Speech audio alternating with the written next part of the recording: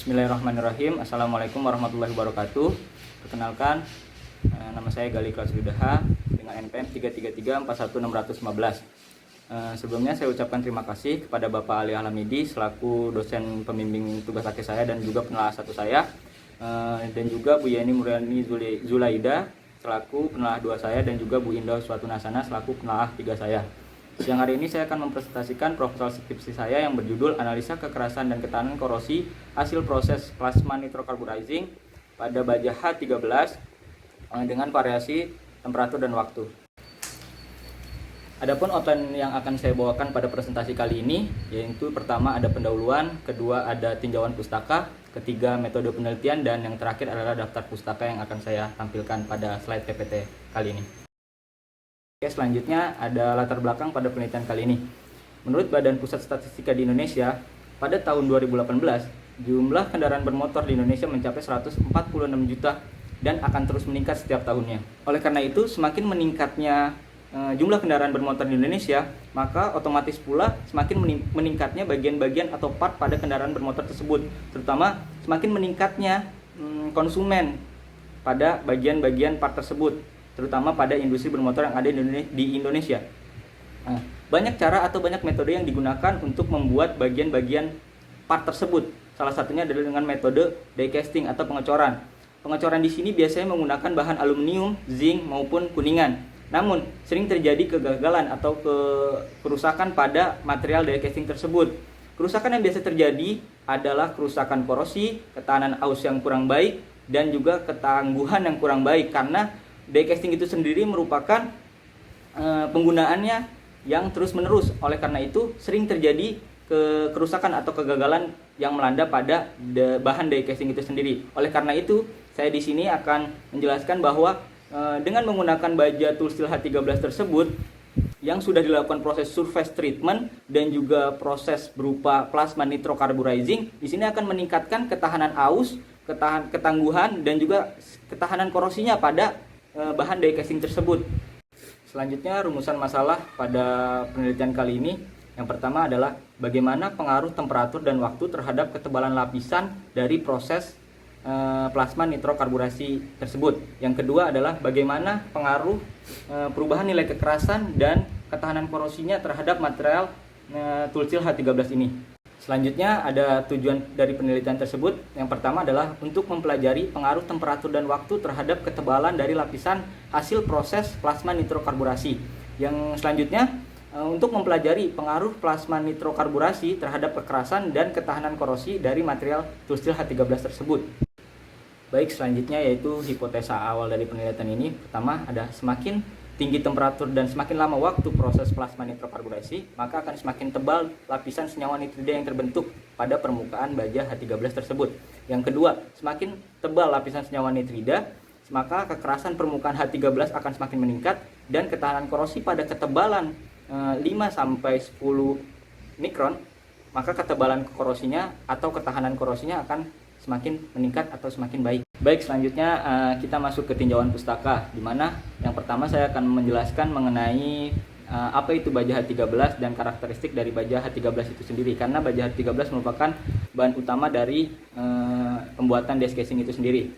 Baja H13 merupakan baja medium karbon, di mana pada dilihat dari tabel di atas, kandungan karbon pada baja H13 ini itu sendiri sebesar 0,32 sampai 0,45%. Dan dilihat dari kandungan karbon dan sifat yang lainnya atau kandungan yang lainnya dapat dirumuskan kembali menjadi sifat atau karakteristik dari baja H13 itu sendiri. Yang pertama, memiliki sifat tahan deformasi pada temperatur tinggi, hardenability yang baik, ketahanan aus yang baik, dan ketahanan korosi yang sangat baik. Oleh karena itu, baja H13 ini digunakan sebagai bahan dasar atau bahan baku dari pembuatan die casing itu sendiri. Selanjutnya, aplikasi yang biasa digunakan pada baja H13 ini itu sendiri berupa, yang pertama ada dari komponen motor, yaitu berupa gear.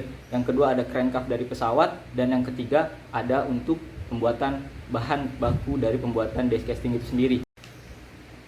Baik, selanjutnya kita masuk ke tinjauan pustaka yang kedua, yaitu nitrokarburisasi. Nitrokarburisasi merupakan proses surface treatment, di mana surface treatment itu sendiri merupakan proses pengerasan permukaan. Dan nitrokarbonisasi itu sendiri merupakan proses termokimia di mana nitrogen dan karbon diinjeksikan ke dalam permukaan benda kerja dan akan menghasilkan suatu lapisan tipis wet layer atau compound layer dan juga lapisan difusi atau zona difusi. Dapat dilihat pada gambar di atas bahwa terdapat 3 zona, yakni pertama zona lapisan senyawa, zona difusi, dan juga zona dari matrik dari benda kerja itu sendiri. Baik, selanjutnya saya akan menjelaskan mengenai zona dan mikrostruktur yang terbentuk hasil proses nitrokarbonisasi. Yang pertama, zona yang terbentuk terdapat 2 zona, yakni zona lapisan senyawa atau yang sering disebut dengan compound layer, dan kedua zona difusi.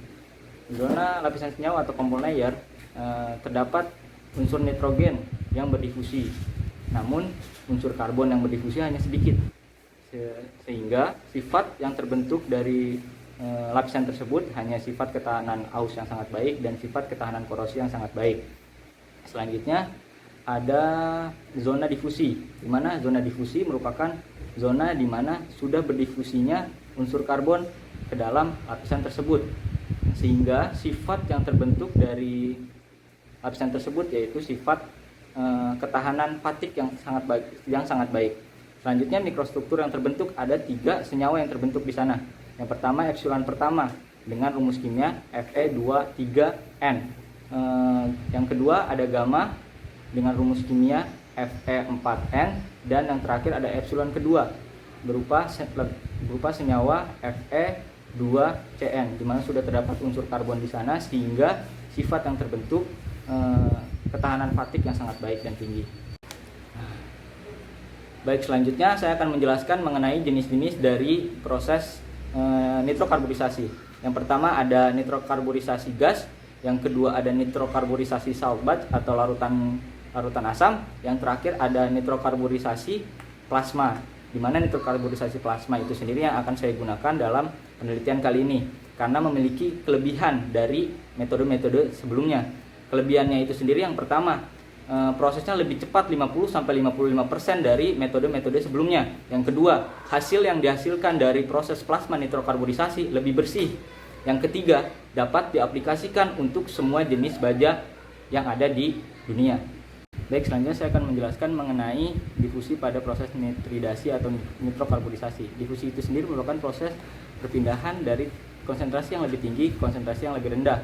Sedangkan pada proses difusi di nitridasi itu sendiri terdapat 3 proses. Yang pertama, penembakan ion Cn ke permukaan benda kerja. Yang kedua, berdifusinya ion Cn tersebut masuk ke zona lapisan senyawa dan menghasilkan 2 senyawa baru, yakni epsilon 1 Fe2N dan gamma Fe4N.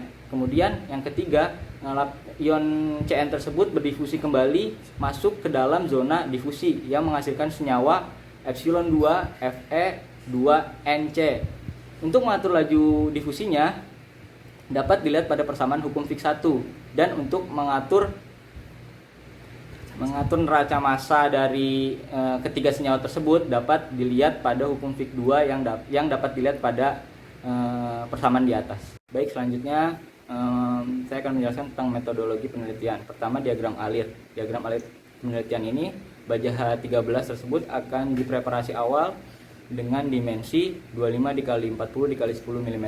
Kemudian baja H13 tersebut dilakukan proses hardening dengan temperatur 10-30 derajat Celcius dengan lamanya waktu 3 jam dengan tujuan untuk menghilangkan tekanan sisa dari proses pemotongan dan proses pembuatan baja H13 itu sendiri. Selanjutnya melakukan karakterisasi awal dengan pengujian komposisi, pengujian mikrostruktur menggunakan mikroskop optik, dan juga pengujian kekerasan untuk melihat kekerasan awal setelah proses hardening. Selanjutnya melakukan proses plasma nitrokarbonisasi menggunakan komposisi gas sebesar 80% gas nitrogen, 17% gas H2 dan juga 3% CH4 dengan menggunakan tegangan 500-700 volt, frekuensi 8 kHz dan juga tekanan 2 mili-bar. Setelah dilakukan proses nitrokarbonisasi itu menggunakan variasi waktu 2 jam, 3 jam, 4 jam dengan temperatur 450 derajat Celcius, 550 derajat Celcius dan 650 derajat Celcius. Setelah dilakukan proses plasma nitrokarbonisasi, maka dilakukan karakterisasi kembali menggunakan pengujian mikrostruktur, pengujian SEM untuk melihat kedalaman white layer atau compound layer yang terbentuk, dan juga pengujian kekerasan untuk melihat kekerasan setelah proses plasma nitrokarbonisasi. Selanjutnya dilakukan proses pengujian korosi dengan menggunakan metode polimerisasi dengan larutan NaCl 3%. Setelah dilakukan pengujian korosi, maka dilakukan karakterisasi kembali dengan menggunakan pengujian mikrostruktur dan juga pengujian SEM untuk melihat seberapa besar material yang terdegradasi setelah proses pengujian korosi tersebut. Setelah itu dilakukan pengolahan data dan juga pengambilan data serta membuat kesimpulan. Berikut merupakan diagram alir penelitian yang saya buat. Dapat dilihat pada gambar di atas. Selanjutnya, berikut merupakan alat dan bahan yang saya gunakan pada proses penelitian kali ini. Dapat dilihat pada gambar di atas. Baik, berikutnya merupakan daftar pustaka yang saya gunakan sebagai referensi dalam pembuatan proposal dan pembuatan PowerPoint kali ini. Dapat dilihat pada gambar di atas. Sekian presentasi seminar proposal tugas akhir saya. Kurang lebihnya mohon maaf. Assalamualaikum warahmatullahi wabarakatuh.